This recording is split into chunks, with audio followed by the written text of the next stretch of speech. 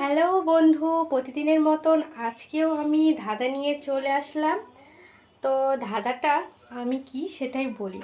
তো ধাঁধাটা কিন্তু আমি শেষে বলে দিব। তো ধাঁধাটা হচ্ছে একটি কর্মচারীর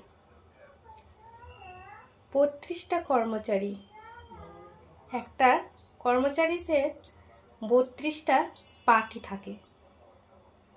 পার্টি বুঝেছেন? দুই পার্টিতে 32টা, দুটো মিলে 32টা পার্টি থাকে এক কর্মচারীরই। সে কি হবে এটা? ভাবতেছেন তো, একটা কর্মচারী তার আবার 32টি পার্টি থাকে। একজন